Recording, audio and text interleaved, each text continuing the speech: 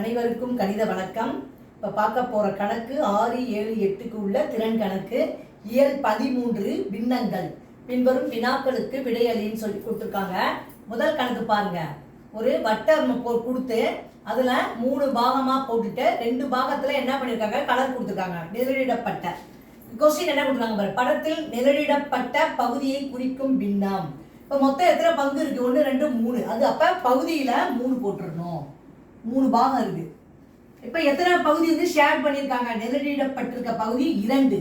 அப்போ ஆன்சர் வந்து 2/3. நிழலிடப்பட்ட பகுதியை குறிக்கும் பின்னம் 2/3. பகுதியில் 3, தொகுதியில் 2. அடுத்த பாருங்க. 5/7 டேஸ் என்பது தொகுதி, டேஸ் என்பது பகுதி அப்படின்னு சொல்லி கொடுத்துருக்காங்க. அப்ப 5/7 எது தொகுதி? மேல உள்ளது தொகுதி. நம்ம ஞாபகம் வச்சுக்கிறதுக்கு தொப்பி தலையில மாற்றுறோம். அப்புறம் 7 என்பது பகுதி, அது வந்து பாதம் அப்படிங்கிறத நம்ம ஞாபகம் வச்சுக்கலாம்.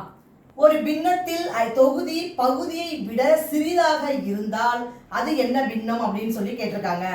தொகுதி வந்து சின்னதாகவும் பகுதி பெருசாகவும் இருந்தால் அது தகும். அப்ப தகு பின்னம்.